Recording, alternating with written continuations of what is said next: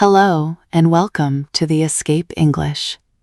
Have you ever looked at someone you loved for 30 years and realized you didn't know them at all? I always thought my wife was just a quiet, cold person. I didn't know our entire marriage was secretly built on a heartbreaking tragedy. In today's story, you will experience real, raw human emotion.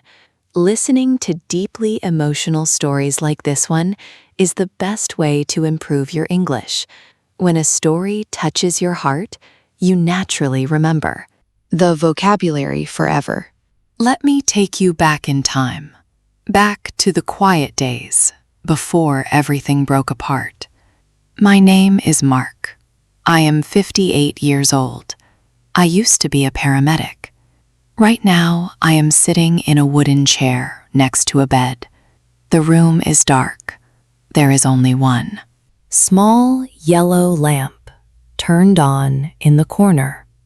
Sarah is sleeping. She is my wife. I sit in the chair and watch her breathe. Her chest moves up and down, up and down. It is a very slow, quiet rhythm. I listen to it for a long time. We have been married for 30 years. 30 years is a long time to live in the same house. Our house is always quiet, just like this room. We are very polite to each other. We always say good morning when we wake up. We say thank you when one of us makes coffee. We raised 2 good children together. But our marriage was never loud. It was never passionate. I look at the window. It is raining outside. A small drop of water slides down the cold glass. I always thought Sarah was just a cold person. I thought she was born with a quiet heart. She never wanted to hold hands in public. She never surprised me with a kiss. I accepted this. I told myself that real life is not like a movie. Real life is just polite dinners and paying the electricity bills. I fold my hands together in my lap. My skin feels rough. For my whole life, I was a paramedic. My job was to fix broken things. I fixed broken bones. I stopped bleeding. I saved lives. I am a practical man. I like to fix problems. But I never knew how to fix the empty space between me and Sarah. I just let it be. I look back at the bed. Her gray hair is resting on the white pillow. She looks so peaceful right now. I thought I understood our life. I thought we were just 2 people who got old together. I thought I knew the woman sleeping next to me. The clock on the wall ticks, tick, tick. I close my eyes. I was completely wrong. My whole marriage was a secret, and I didn't find out until today. When I look back at our life together, it's strange. I mean, it wasn't a bad life, not at all. We had a nice house with a small garden. We had dinner at 6:00 every evening. Every morning, Sarah woke up before me. I remember the sound of her spoon hitting the coffee cup in the kitchen. Clink, clink, clink. She always stirred it exactly 3 times. Then she would slide my plate across the table. She never really looked into my eyes when she gave me my food. She just looked at my shirt or at the newspaper on the table. I used to sit there holding my warm cup. I would try to find, I don't know, a spark, a special smile just for me. But her eyes were always far away, like she was living in a different world inside her head. We had 2 children, great kids. We took them to the park on Sundays. We took nice family photos.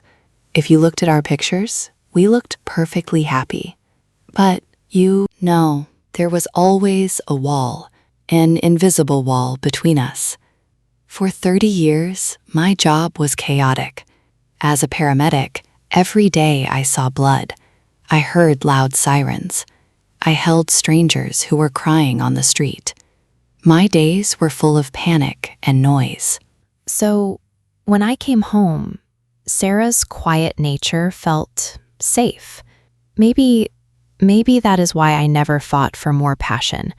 I was just too tired to fight. I wanted peace, and she gave me quiet. Did I love her?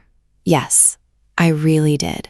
But her love for me, it always felt like a duty, like she was just following a list of rules. Cook dinner, wash clothes, smile politely. You get used to it, you know? It happens slowly. You get used to sleeping next to someone who feels a million miles away.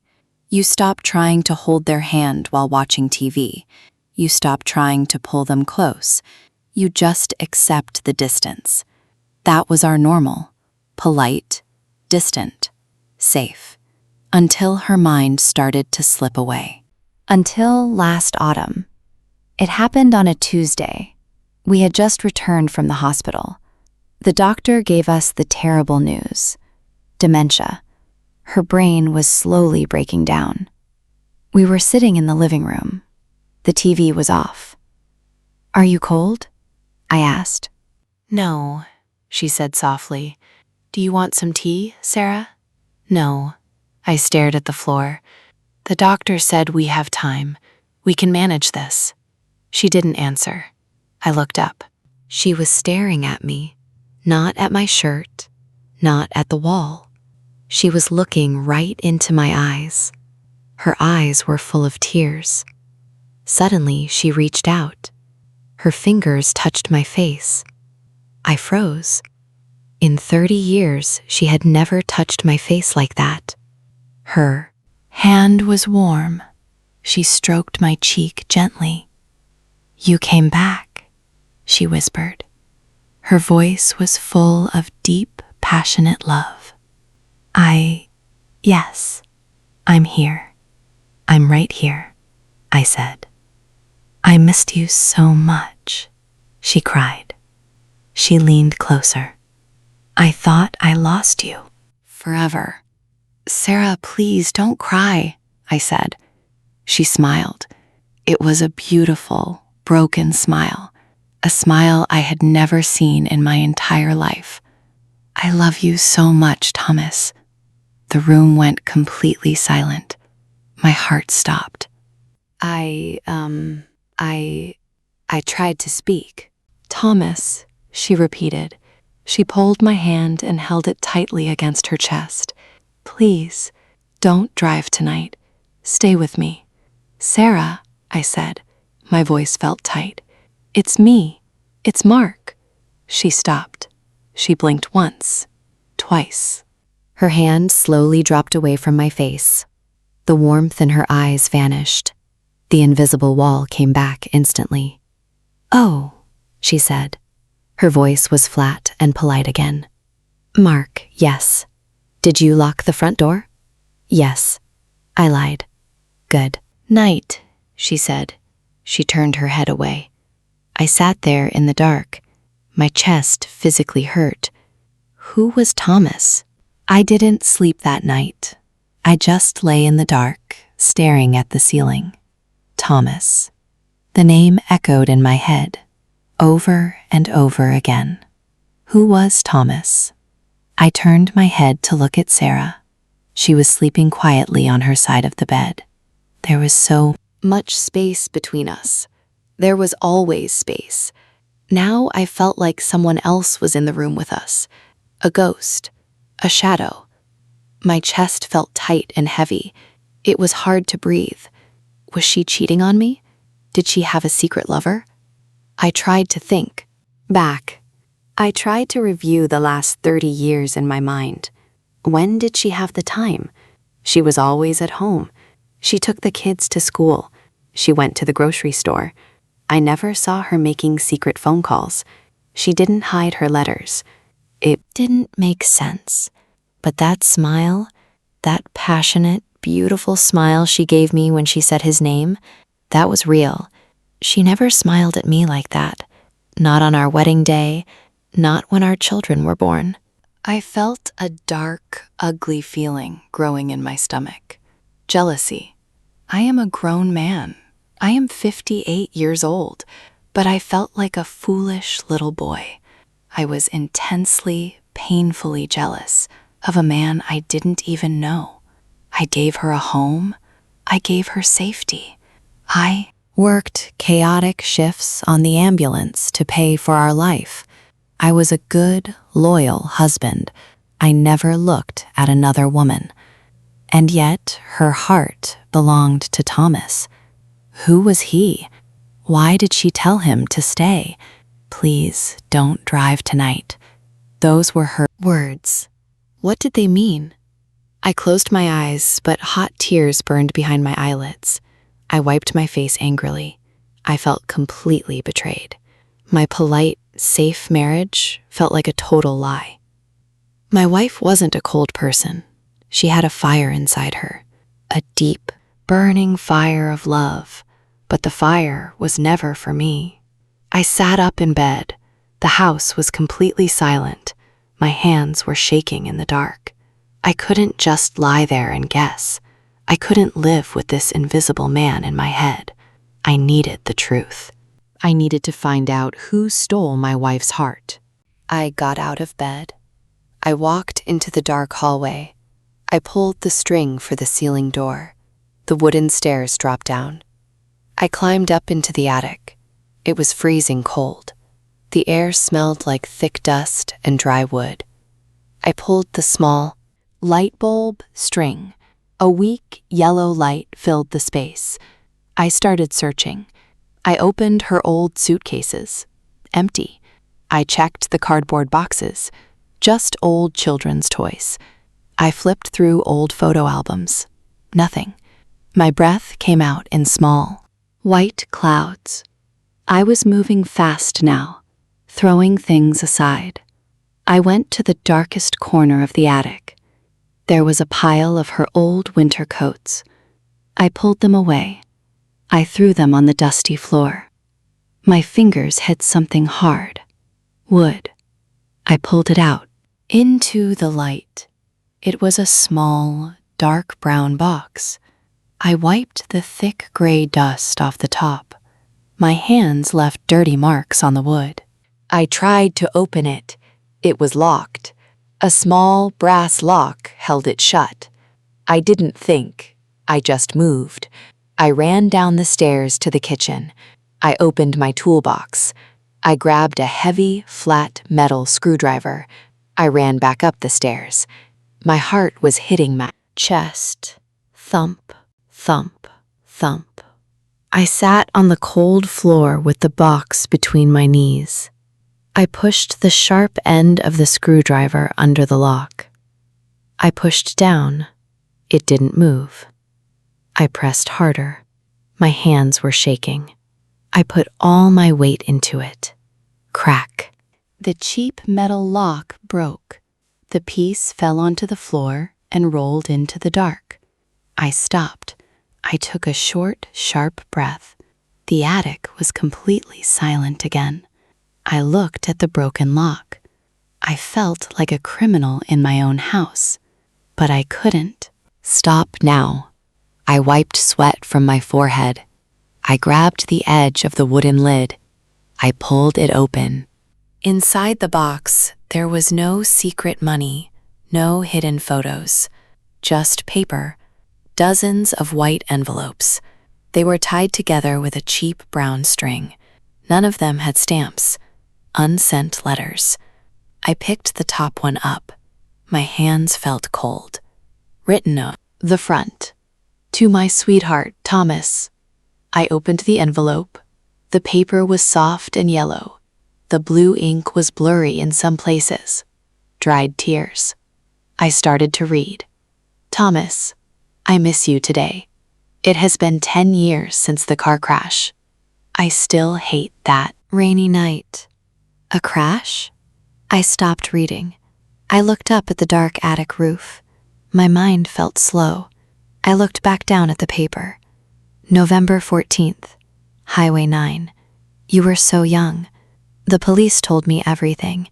They said a young paramedic tried to save. You. He stayed in the cold mud. He held your hand when you took your last breath. November 14th, Highway 9. The letters on the page started to spin. I couldn't swallow. Red flashing lights. Heavy rain hitting the ambulance window. I am 28 years old. I am running into the thick mud.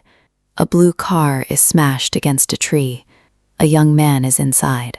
I am pushing hard on his chest.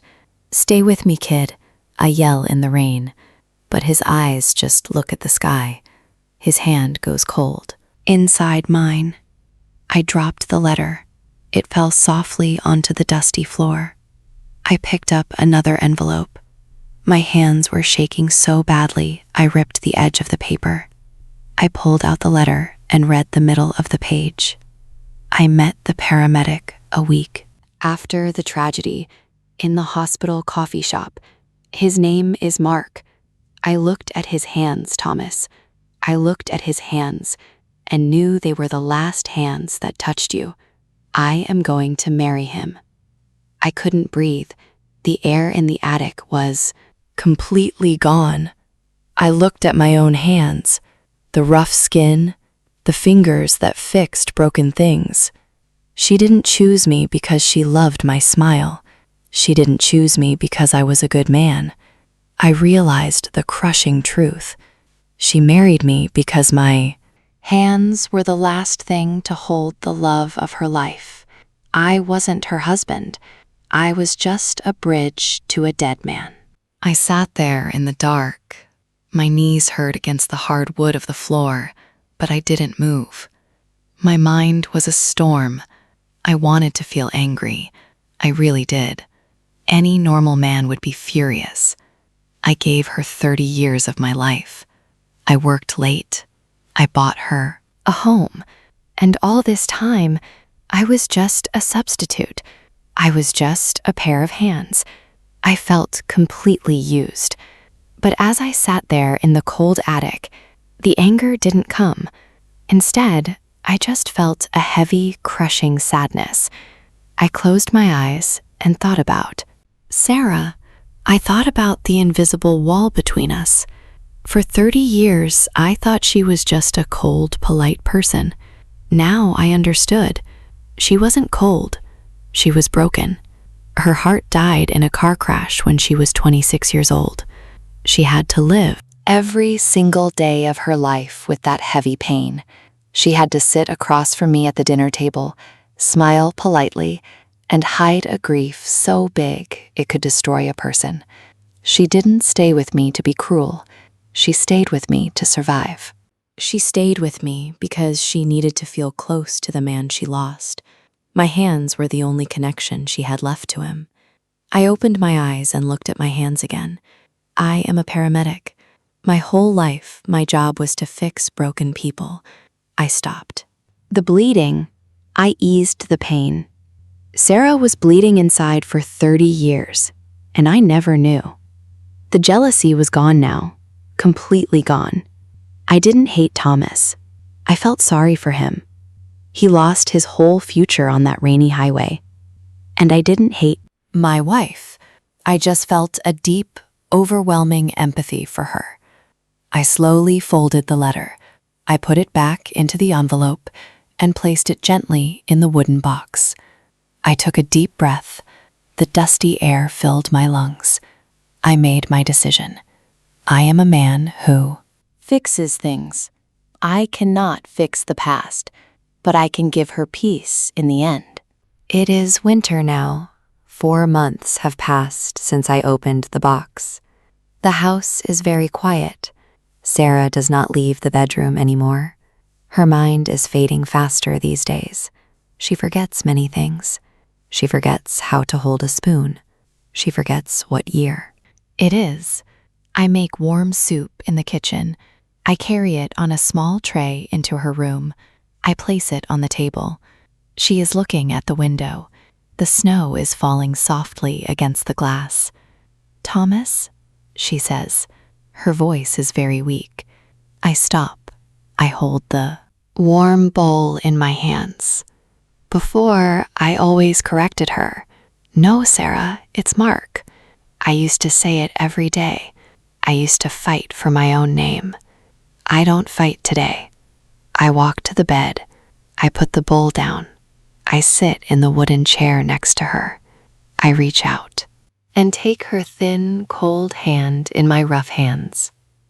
I am here, I say softly. She turns her head to look at me. She smiles. It is a slow, peaceful smile. You came back, she whispers. Yes, I answer. I came back. She closes her eyes. She rests her head deep into the white pillow. She holds my fingers tight. Her breathing slows down. She is finally safe. She is finally with him. I sit in the quiet room. I listen to the snow hit the window. I look at our joined hands. I am not Mark anymore in this room, and that is okay. People always talk about true love like it is a movie. You know, two people running in the rain, big arguments, a passionate fire that burns forever. When I was a young man driving ambulance, I thought love was loud. I thought if you loved someone, everyone could see it. I was wrong. Sometimes true love is just a dusty wooden box in a cold attic. Sarah was heartbroken. For her whole life, she carried that heavy memory. She hid it. Her pain every single day. She washed my paramedic uniforms when they were covered in dirt and blood. She made my coffee. She tried her best to be a good wife, even though her soul was somewhere else. I used to feel angry that she didn't love me the right way. But what is the right way? I remember the smell of that old paper, the blurry blue ink. I couldn't fix her. You cannot fix a ghost. What is a marriage, really? Is it just sharing a house? Sharing a name? I let go of Mark. It is just a name anyway. True love is not about getting exactly what you want. Sometimes love is incredibly quiet. It is not about your ego. Sometimes the biggest sacrifice you can make for someone is to disappear, to step back and let them have the ending they always dreamed about. I am not the hero of her love story. Thomas is. And I accept that now. I am just the man who kept her safe. I kept her warm and safe for 30 years, until her mind could finally go back to him. I gave her peace. And in a strange way, that gives me peace too. So, yeah, that is my story. It's not exactly a perfect fairy tale, is it? I mean, life usually isn't perfect. It's messy. It's complicated. But I want to ask you something. I really want to know what you think.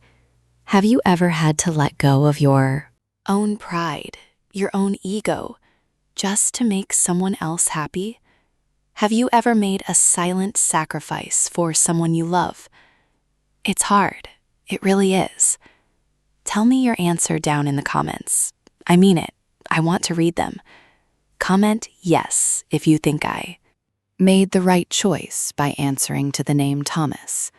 Or tell me if you think I was foolish. It's okay if you disagree with me. Love is different for everyone. Love doesn't always have to be loud. Sometimes it is just sitting in a quiet room, holding someone's hand and giving them peace. Thank you for listening to An Old Man today. Take care of yourselves and take care of the people you love. If this story touched your heart today, if it helped you learn something new, please hit the subscribe button. Join our community here at The Escape English. We share real human stories here because real stories connect all of us, no matter where we live. Now it is time to turn that emotion into real English fluency. If you just memorize a list of random words, your brain will forget them by tomorrow. But when you learn vocabulary attached to a deep emotional story, your brain locks those words in forever. You felt the sadness and confusion in today's story, which means you are already prepared to remember the words used to describe that pain. Let's review the 20 most important words from today's story.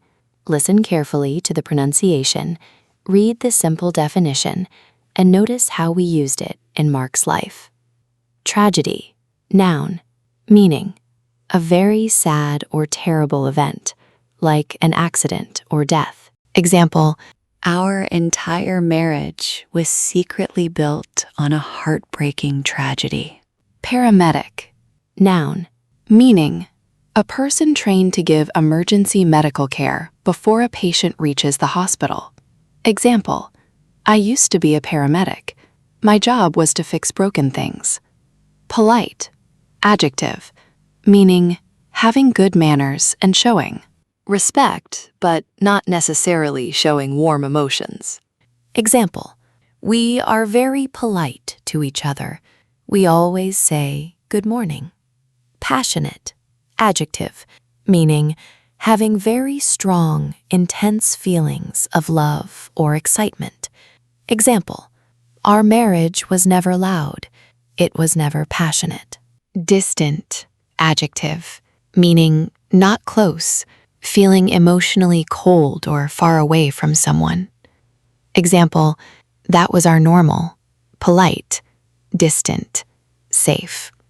Chaotic, adjective, meaning in a state of complete confusion, noise, and lack of order.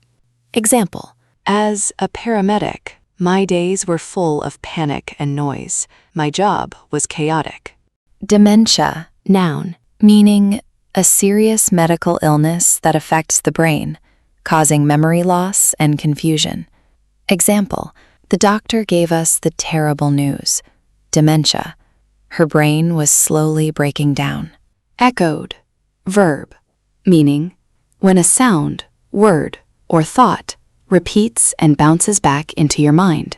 Example, the name Thomas echoed in my head over and over again. Jealousy, noun, meaning a dark, ugly feeling of anger or sadness because you want the love or attention someone else has. Example, I felt a dark, ugly feeling growing in my stomach. Jealousy. Betrayed, adjective, meaning feeling deeply hurt and shocked because someone you trusted broke your trust or lied to you. Example, I wiped my face angrily. I felt completely betrayed. Attic, noun, meaning the dark, quiet space or room at the very top of a house, right under the roof. Example, I pulled the string and climbed up into the dusty attic. Unsent, adjective, meaning written on paper but never actually mailed or given to the person. Example, none of them had stamps. They were unsent letters. Blurry, adjective, meaning not clear, difficult to see, often because of tears or water. Example, the blue ink was blurry in some places from dried tears. Furious, adjective, meaning extremely angry, full of rage. Example, any normal man would be furious. I gave her 30 years of my life. Substitute, noun, meaning a person or thing that takes the place of another, a replacement. Example, I was just a substitute. I was just a pair of hands. Grief, noun, meaning deep, heavy, and painful sadness, especially after someone you love dies. Example, she had to hide a grief so big it could destroy a person. Empathy, noun, meaning the powerful ability to share, feel, and understand someone else's emotional pain. Example, I didn't hate my wife. I just felt a deep, overwhelming empathy for her. Sacrifice, noun, meaning giving up something very important, like your own happiness or pride, for someone else. Example: sometimes the biggest sacrifice you can make for someone is to disappear. Pride, noun, meaning a feeling of respect for yourself, sometimes making it hard to admit you are wrong or to step back and let someone else win. Example: have you ever had to let go of your own pride just to make someone else happy? Complicated, adjective, meaning hard to understand, messy, and having many different, difficult parts. Example: life usually isn't perfect. It's messy. It's complicated. Do not just read this list. Choose 3 words from this list right now that connected with you the most. Go to the comment section and write your own original sentence using those 3 words. I will be reading them and correcting your grammar. Let's master this vocabulary together. See you in the next story.